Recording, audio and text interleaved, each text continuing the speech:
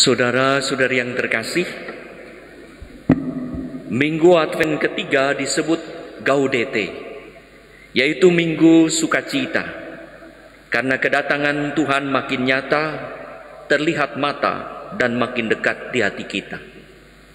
Maka di beberapa gereja dan di beberapa tempat, lilinnya itu berwarna pink, ungu pink. Dan di beberapa tempat juga kasula yang dipakai berwarna merah muda atau pink. Apakah hati kita juga tambah bersukacita dengan makin dekatnya Natal? Bacaan-bacaan hari ini mengajak kita untuk bersukacita, bukan hanya sebagai anjuran dan harapan saja, tetapi juga sebagai kenyataan dan kehendak Allah. Kedatangan Tuhan sungguh membawa warta gembira dan menyebabkan realita bahagia. Sayangnya, ada orang yang belum mengalami sukacita, belum mengalami Gaudete Advent ketiga, karena Tuhan tetap tidak dikenalnya sekalipun ada di tengah-tengah kita. Tuhan tetap tidak diandalkannya sekalipun diakui keberadaannya. Natal serasa jauh walau sudah dekat di mata kita. Saudara-saudari yang terkasih, bayangkanlah kita sedang menggunakan handphone kita, sedang penting mencari alamat dan mengikuti. Tiba-tiba mati karena baterai habis. Wah, baterai habis. Ambil charger, power bank. Sambungkan ke power bank, habis juga. Panik, malapetaka terjadi. Karena di mobil, ini ada USB charger. Masih diselamatkan, muncul kembali. Maka 20 tahun yang lalu kalau kita rekoleksi dan retret menginap, begitu kita masuk ke kamar, anak-anak SMA misalnya, apa yang dicari? Kitab suci, puji syukur, dan atau mada bakti. Tetapi sekarang lain, begitu masuk kamar, orang-orang yang retret, cari apa? Stop kontak. Karena untuk charger, kalau satu orang lebih dari 2 orang rebutan. Karena dulu dirancangnya satu kamar satu. Padahal sekarang satu orang bisa lebih membutuhkan 2 charger. Jadi bisa dibayangkan betapa pentingnya power bank dan stop kontak agar HP menyala. Demikianlah juga dalam hidup kita, roh Allah harus tetap menyala agar kehidupan kita sebagai seorang Kristiani selalu tetap terang. Saudara-saudari yang terkasih, Mesias yang dinantikan umat terpilih hidup dengan diurapi oleh Roh Kudus yang tak pernah padam.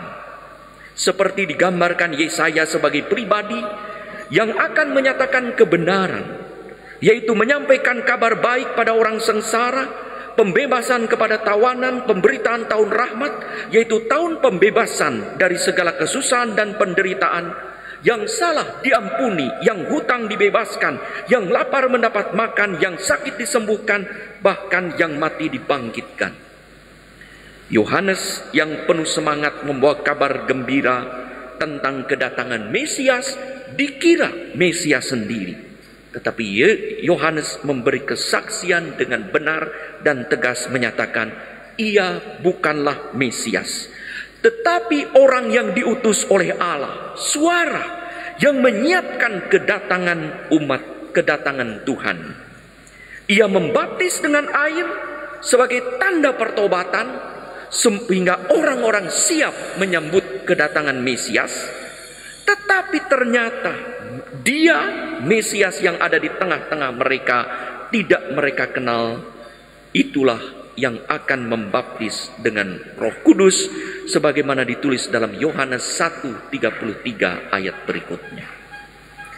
Mesias inilah yang akan mengubah manusia dari orientasi hidup daging menjadi orientasi yang digerakkan hidupnya oleh Roh Kudus.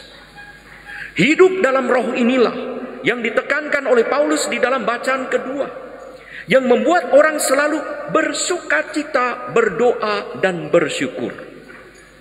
Ini bukanlah sekedar harapan Paulus, tetapi juga oleh Paulus dikehendaki oleh Allah dalam Yesus.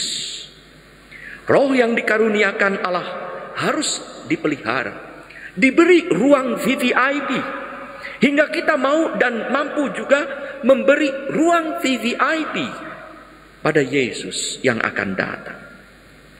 Namun banyak orang memandang roh dengan kata Paulus dengan segala jenis perbuatan jahat, dengan mengikuti kehendak daging dan menuruti nafsu.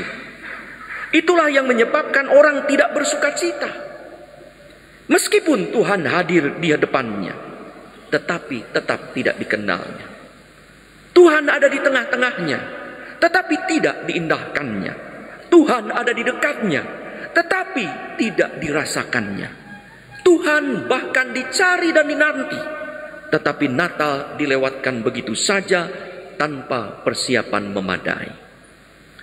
Saudara-saudari yang terkasih, ada orang yang sudah dibaptis dan menerima karunia Roh Kudus, tetapi tetap tak bersukacita, kurang berdoa, dan tidak bersyukur. Malah merasa ditinggalkan dan dijauhkan oleh Tuhan. Padahal Tuhan selalu hadir, mendengarkan doa umatnya. Tuhan bisa jadi hadir dalam diri mereka yang tidak kita perhitungkan. Anak-anak, kenalan, karyawan, bawahan, atau orang yang lewat berjumpa dengan kita. Kita tidak mengenali kehadiran Tuhan karena memadamkan roh yang telah dikaruniakan Allah lewat sakramen pembaptisan dan penguatan. Dan orang pun tidak mengenali kehadiran Tuhan dalam diri kita karena kita memadamkan roh. Maka kata Paulus, jangan padamkan Roh Kudus. Roh Kudus padam karena segala perbuatan dosa. Agar kita bisa selalu bersukacita, berdoa dan bersyukur. Itulah kehendak Tuhan, itulah hakikat hidup Kristiani. Selalu bersukacita. Dalam keadaan apapun berdoa, bukan hanya memohon dan meminta ampun, tetapi juga bersyukur atas apa yang Tuhan berikan kepada kita. Kita meminta sesuatu kepada Tuhan, tetapi kalau Tuhan meminta sesuatu kepada kita untuk bertobat, apakah kita mengabulkannya? Maka jangan tunda bertobat. Ada satu contoh kisah. Seorang berdoa kepada Tuhan. Dia ingat bacaan kedua minggu Advent yang lalu dari 2 Petrus 3:8, bahwa di hadapan Tuhan satu hari sama seperti 1000 tahun dan 1000 tahun sama seperti satu hari. Ia berkata, Tuhan, kalau begitu berilah aku hanya 1000 rupiah. Bukankah 1000 di matamu 1 miliar? Kata Tuhan, bertobatlah. Lalu dia bilang, Tuhan, saya berjanji bertobat besok. Engkau selalu berjanji bertobat besok-besok. Jangan tunda. Bukankah besok Tuhan sama dengan 1000 tahun di hadapanmu? Kata Tuhan, kalau begitu aku akan mengabulkanmu. Tunggu besok. Artinya 1000 hari. Kalau Tuhan meminta, kalau kita meminta Tuhan segera kabulkan doa kita, apakah kita juga memenuhi harapan Tuhan? Segera bertobat hari ini, jangan tunda. Minggu Advent ketiga, saudara-saudari, mengajak kita untuk bersukacita dengan cara mengenali Yesus yang datang dan menghidupkan roh yang telah dikaruniakan kepada kita, hingga kita bukan hanya mengalami sukacita yang tampak dalam berdoa dan bersyukur, tetapi juga membawa kabar sukacita kepada sesama. Karena kita melakukan pertobatan, roh Allah hidup, dan Tuhan dan orang lain melihat kehadiran Tuhan dalam diri kita. Saudara-saudari yang terkasih, kegiatan rohani adalah bagaikan power bank, dan sakramen-sakramen bagai daya rohani adalah charger untuk hidup Kristiani, agar Roh Kudus tetap menyala dan semangat Kristiani tetap bersinar dalam hidup, disitulah kita akan bersuka cita menyambut Natal.